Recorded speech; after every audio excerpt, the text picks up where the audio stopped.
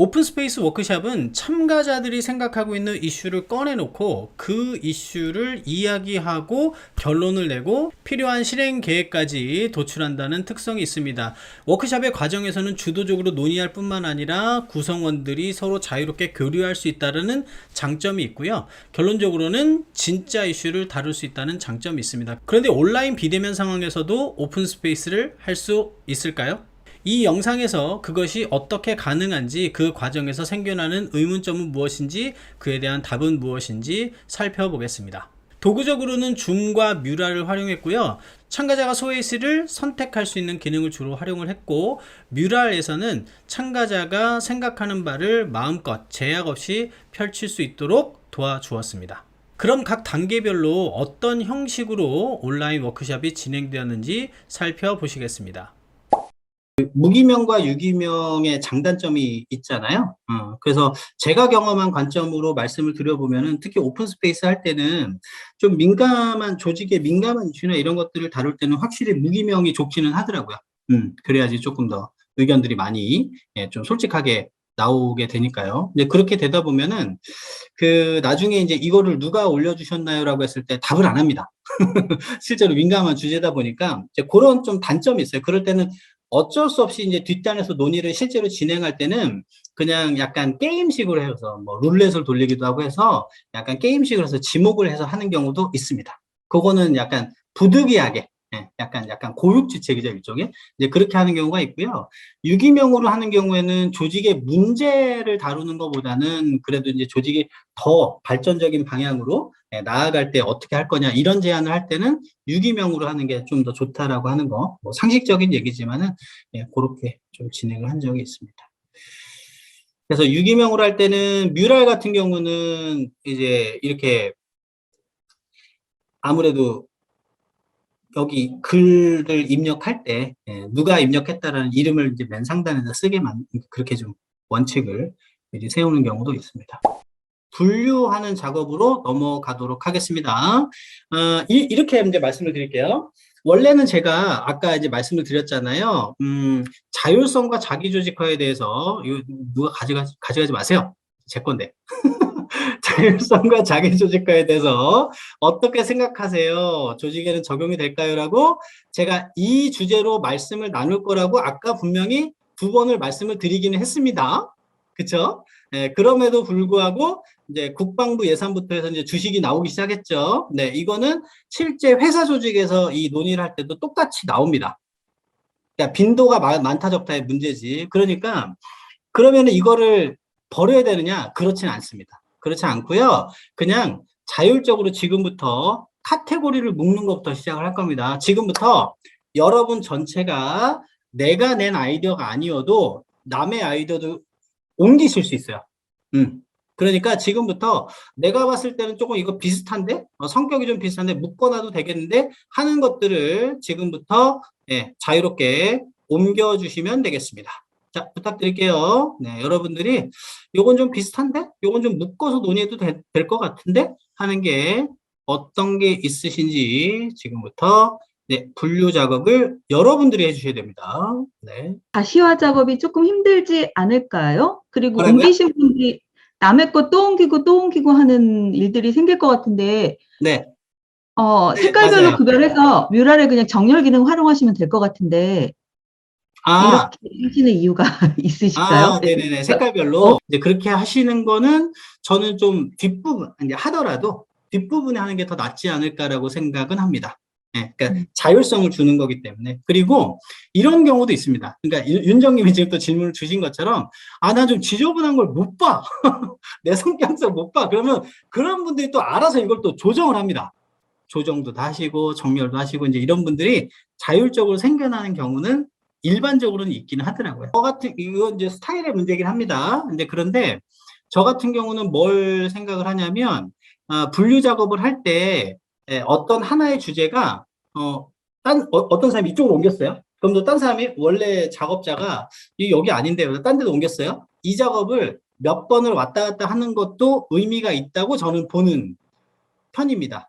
이유는 네네. 뭐냐면, 결국은 이게 이 워크숍의 전제가 참가자들이 일부러 해코지 하려고 그런다거나 뭔가 난 네가 재수 없으니까 네 의견에 반대할 거야 이런 거는 없다라고 전제를 하잖아요. 근데 그렇다 보니까 각자가 그 이유와 생각이 있을 거라는 거죠. 네, 그래서 그게 이제 오가는 과정을 의도적으로 좀 허용을 합니다. 네. 근데 온라인에서는 커뮤니케이션 하지 않고 지금 오은이 뮤랄 판만 가지고 하다 보니까 네.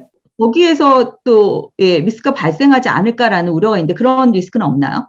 저는 제가 지금까지 이제 경험해본 바로는 그런 리스크는 없었던 것 같고요. 그 다음에 또 하나는, 이건 이제 저의 방식이니까. 그리고 또 하나는, 오프라인에서 이제 서로 말하면서 나는 이거 같은, 아니야, 나는 이래서 이런 것 같아. 이렇게 말하는 거에 장점도 있지만요. 되게 재밌는 게 반대의 장점도 있습니다. 무슨 말씀이냐면, 내 의견을 딴 사람이 누군지는 몰라. 근데 저쪽에다 옮겨놨어요. 그러면 내가 생각을 하게 된다는 거죠. 이 사람 왜 여기다 옮겨놨을까? 이렇게 생각을 하는 이제 그런 과정도 의미가 있더라고요. 여기에 발제하신 분들이 왜 이런 의견을 내셨는지에 대해서 짧게라도 좀 이야기를 좀 나누도록 하겠습니다. 참고로요, 한 분이 여러 개의 발제를 하실 수가 있습니다. 네, 네, 어, 저는 제가 네, 어떻게 하면 진수님. 열정적인 삶을 살 수 있을까라는 발제를 했고요. 네, 네네. 좀 50을 조금 넘어서 이제 2막을 살고 있는데, 음, 저도 아까 그 발표해주신 한지수 선생님이랑 비슷한데 저는 네, 어떻게 하면 멋있는 노년을 보낼 수 있을까라는 부분이거든요. 네, 저도 이제 멋있네요. 6학년이 되다 보니까 어, 저는 바텀에서 시작되는 조직 개선 문화 이런 말을 썼는데요. 네, 그러니까 어떻게 하면은 그 위에서 문제 제기가 아니라 그냥 자발적으로 내가 다니는 회사를 개선할 수 있는 의견을 낼 수 있는 문화를 만들 수 있을까? 이런 것들이 좀 고민이 돼서 자율성 측면에서 써봤습니다. 네, 저는 빠르게 변화하지 못하는 조직이 저희 조직인데요. 네, 엄청 변화가 있는 시대에 빠르게 변화하지 못해서 변화를 촉진하는 방법을 적었고요. 똑같이 동그라미 위에 보수적인 의사결정, 저희 네, 조직이 음, 하는 이런 걸 도입해서 의사결정이나 뭐 자연스러운 커뮤니케이션을 할 수 있는 방법, 그런 구조로 좀 바꿀 수 있나 싶어서 적었습니다. 자, 여기까지 할까요? 좋습니다. 자, 그러면 이제, 요거는 이제 실제로는 인원수가 많을수록 이제 많은 의견들이 나오고 이제 이렇게 얘기를 합니다. 자, 그 다음에 다음 단계로 좀 넘어가 보도록 할게요. 그러면은 이제 이 하나하나의 안건으로 하지 않고 이렇게 그룹으로 일반적으로는 진행을 하거든요. 그래서 전혀 성격이 다르다고 하면은 두 개로 이제 나눌 수도 있지만은 일반적으로는 이렇게 하게 되고요. 그렇게 하게 되면 이제 문제는 아니지만 이슈가 어떤 게 있냐면은 요걸 다 발제를 하신 분이 다 다르잖아요. 그쵸?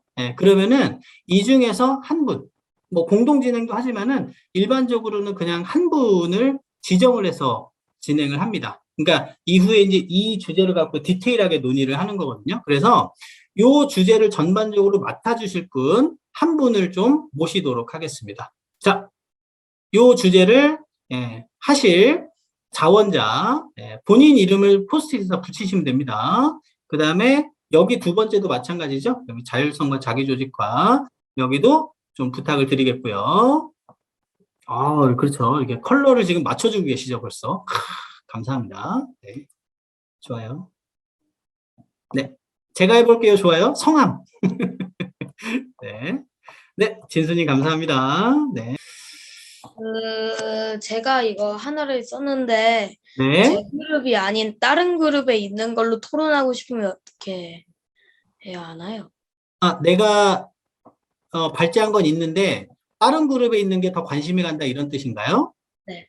네. 그러면은 두 가지 방법이 있습니다. 내가 제안한 그거를 내가 실제로 진행하겠다. 라고 하면은 그 내가 제안한 거를 끝날 때까지는 그 모임을 이끌어 줘야 돼요. 아무래도 그러겠죠? 네, 그리고 또 하나는 그래도 나는 둘 다 하고 싶어 라고 하는 경우에는 퍼실리테이터한테 말을 해주시는 경우도 있어요. 그러면 퍼실리테이터가 가능하다면 시차를 조금 두죠. 시차를 둔다는 거는 만약에 유승님이 A라는 안건을 내가 논의를 진행하고 싶어. 근데 저 B라는 안건도 나도 참여하고 싶네? 그러면은 그 인풋을 주시면은 제가 A라는 안건은 논의의 전반부에, B라는 안건은 논의의 후반부에 만약에 가능하다면은 그렇게 배치를 합니다. 자, 이 얘기가 나왔으니까 추가로 제가 말씀을 드릴게요. 인원수가 오늘은 좀 상대적으로는 적은 편입니다. 오픈 스페이스의 장점은 인원수가 많아도 충분히 자기 조직화로 가능하다는 게 장점인데, 인원수가 상대적으로 적은 경우에는요, 이런 경우가 있어요. 인원수는 20명 남짓인데, 지금 오늘 23명 접속하셨죠? 20명 남짓인데, 논의해야 되는 이슈가 5개, 6개, 7개, 이렇게 많은 경우가 있어요. 네, 그럴 때는 이게 7개의 주제를 다 오픈해버리면 20명이 찢어지면 정말 몇 명 안 남잖아요. 그럴 때는 이 주제를 한 3개에서 4개 정도만 오픈을 합니다. 그러면 논의를 이제 속으로 해서 하겠죠? 네, 그러면은 순차적으로 다음 이슈로 순차적으로 오픈을 해요. 그러니까 줌에서는 브로드캐스팅 기능이 있잖아요. 소외실 들어갔을 때 브로드캐스팅이 있으니까 예를 들면은 자 1, 2, 3번 주제 가지고 진행합니다 해서 진행을 했어요. 하고 있어요. 근데 1번 주제의 진행자가 저희는 끝났습니다 라고 저한테 알려주시면은 4번에서 5번에 또 주제가 있을 거잖아요. 그걸 오픈하는 거예요. 순차적으로. 그거는 지금부터 제가 소외실을 열 거예요. 그러면은 이제 소외실을 열면은 여러분들 메뉴의 하단에 그 소외실 마크가 뜹니다. 모두가. 그러면은 소외실 마크를 누르시면 언제든지 다른 그룹으로 이동할 수 있습니다. 그렇죠? 그래서 관심 있는 데로 가셔서 실제로 논의를 좀 해주세요. 실제로 그 주제에 대해서 캐주얼하게 대화를 해도 좋으니까 논의를 해주시면 되겠습니다. 자, 그러면 지금부터 1, 2, 3번 3조직 자율 여기로 가시면 되겠습니다. 일단은 제가 회의실을 열어볼게요. 일단은 가보도록 하겠습니다. 네네. 네, 오늘은 체험이니까. 네. 컴퓨터님 다 리딩해 주시죠. 네. 뭐 이런 거 쓸데없는 얘기 하네요. 그래서 또 딴 데 가. 듣지 말고. 또 딴 데 가서 이거 말도 안 되네 막 얘기하고 또 딴 데 가. 나 못 나가는 거야 물리적으로. 나한테 잡혔어. 자, 아니요 보겠습니다. 또 이제 누가 또 들어오시는지. 네. 지적을 하나요? 아, 네. 다른 세션으로. 그러면 각 그룹별로 컨비너가 계시잖아요. 그러면 컨비너가 이런 논의가 있었습니다. 이런 인사이트를 얻었습니다. 이런 것들을 이제 얘기하시는 겁니다. 그래서 짧게라도 1분 내외로, 한 1에서 2분 내외로, 컨비너께서, 내용적인 부분 절반하고, 컨비너의 역할 하셨을 때 소감, 요 절반하고 해서 짧게 좀 피드백을 좀 부탁을 한번 드려볼게요.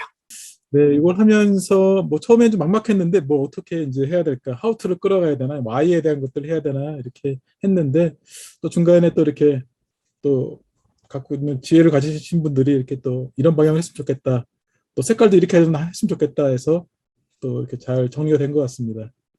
네, 네, 역시 감사합니다. 뭐 머리를 맞대면 좋네요. 그 컨비너의 역할을 하면서 어려웠던 건 일단 사람들이 이제 왔다 갔다 하잖아요.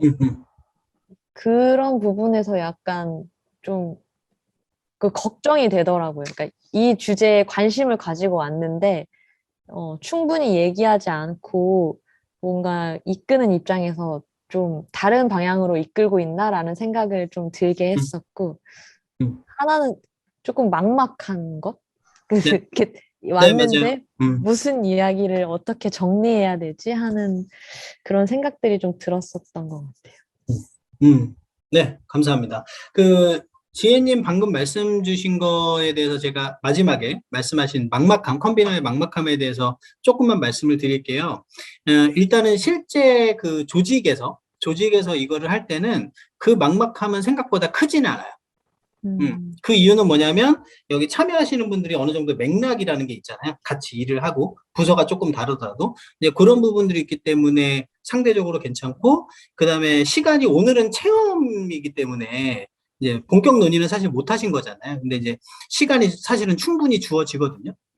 최소 반나절 이상을 이제 보통은 권하기 때문에 이제 그런 이슈가 좀 적은 편이고, 또 하나 새롭게 중간에 들어오신 분들이 있잖아요. 이제 그런 분들을 고민을 하다 보니까 자연스럽게 컨비너나 아니면 컨비너 옆에서 내가 서기 역할 할게요, 진행하세요, 이렇게 하시는 분이 이 기록을 좀 더 열심히 하시게 돼요. 자연스럽게. 왜냐하면 중간에 들어온 분들도 뮤랄에 있는 내용을 보면 아 이런 논의가 있었구나라는 거를 이제 감을 잡기 때문에 그런 것들은 가장 아름다운 케이스가 그런 거죠. 자기 조직화적으로 알아서 눈치껏도 보고 알아서 내용 업데이트 해주고 또 물어보고 또 비밀 채팅으로 서로 무슨 얘기가 지금 오가는 거예요? 뭐 이렇게 또 누구한테 물어보고 이런 것들이 기술적인 숙련도, 그러니까 줌을 잘 쓰는 기술적인 숙련도와 더불어서 이제 자율성이 작동하면은 요거는 좀 보완이 필요한 부분이긴 하지만은 가능성은 있다. 이제 저는 그렇게 말씀을 드리고 싶어요. 컨비너 입장에서는 저는 아무도 없었을 때가 저 혼자 있었을 때가 있었거든요. 네. 그런데 이제 그게 이제 온라인하고 오프라인에서 이제 한창훈님이 설명을 해주셨는데 이제 오프라인에서는 실제적으로 이제 그게 보인다고 하시더라고요. 네. 그래서 이제 좀 측은한 마음이 들어서 오는데, 네. 저 혼자 있네, 막 이렇게 이거. 네, 온라인 혼자 있으니까 이제 온라인에서는 이제 그게 물리적으로 보이진 않으니까 이제 그렇긴 하지만 아까 이제 어나운스먼트를 계속 해주셨잖아요. 이제 그거를 보고 이제 소회실에 보면 이제 그거를 보고 이제 들어오시고 싶으시면 상대방으로 정내 이제 그런 걸 보고 들어오실 수도 있고 그러니까 약간 넛지가 그런 가시화적인 작업이 조금 필요하겠다라는 것들이 좀 있었고요. 그리고 이제 혼자 있을 때 그런 얘기도 해주셨어요. 뭐냐면 이제 그냥 이제 실질적으로 아무도 안 오는 상황이 있는데 그때는 이제 자기 성찰의 시간을 가지면서 혼자서 기록하고 나중에 그 얘기를 얘기한다. 네. 근데 그것도 저도 혼자 있었을 때 나름 괜찮았거든요. 자율성이 정말 뭐지? 그 공간에 머물면서 좀 생각을 하는데 나름 괜찮더라고요. 그래서 근데 이제 제가 전반적으로 느낀 건 뭐였냐면 되게 점점 재미있어질 것 같은 거예요. 예, 점점 재밌어지니까 좀 시간이 정말 충분히 있으면 점점 재밌어질 것 같은 생각이 좀 들긴 하더라고요. 그러니까 선택을 계속 하니까. 네.